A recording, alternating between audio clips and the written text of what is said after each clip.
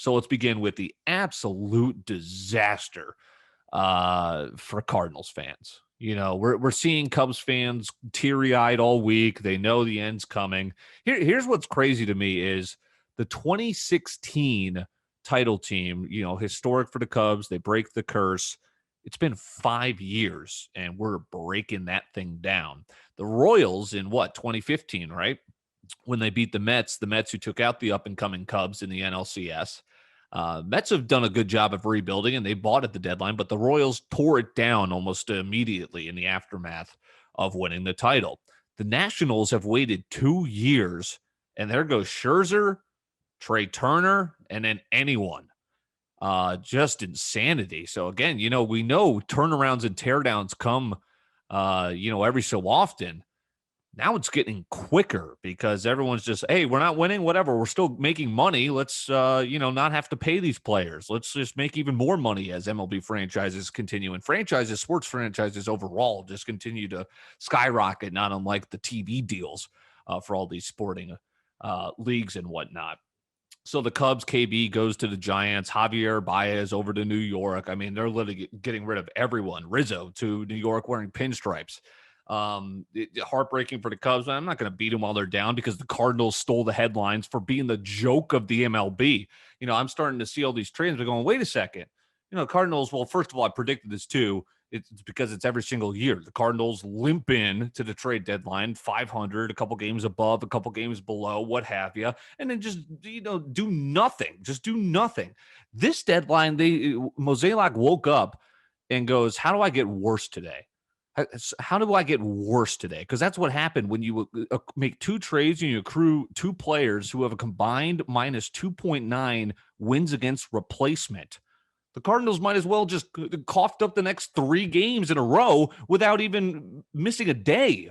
Just like that, give us 3 losses by acquiring John Lester and possibly the worst player in baseball, J.A. Happ, who's got the majority of that negative WAR at 1.9. We gave up John Gant, who is, nothing special, but we gave up crap for crap. Here's our shit sandwich. We'll fuck it. All right, we'll take some back. What the hell do Cardinals fans expect that we're supposed to be doing now? God, it was just crazy. The Twins smartly sell. So Cardinals again. There was who were the winners today? Obviously the Dodgers, right? The rich got richer. Twins, I think, were the low-key winners here. And it's like, you should sell. But I joke about what's in the water here, poor mismanagement across all our sporting franchises. I thought it was a bang-up job here this deadline. You smartly sell. I said this earlier. This was just a shocking year for the Twins. They're the doormat of the AL Central, and their win total coming in on the betting board was 88.5, right? This is a postseason team that was supposed to have a championship window if they could win a goddamn postseason game. 88.5. They're not even going to get close to that, but they start the week, right, with trading Nelson Cruz, and they get a pretty decent haul for a rental guy. I mean, Cruz has been an insane return on investment for what the Twins have done over the last couple of years with him. You get Joe Ryan and Drew Strotman, who now, because they've made some trades and got even better prospects, slide into the Twins MLB pipeline, their top 30 prospects. Joe Ryan comes in at number 8. Drew Strotman comes in at number 15. Wow. I mean, that's great for a rental player. That starts off the week. Reports come out today. Jose Barrios. And you kept Buxton. So those were the two things, was team control guys. Barrios, performer. Buxton, performer, but he gets injured a lot.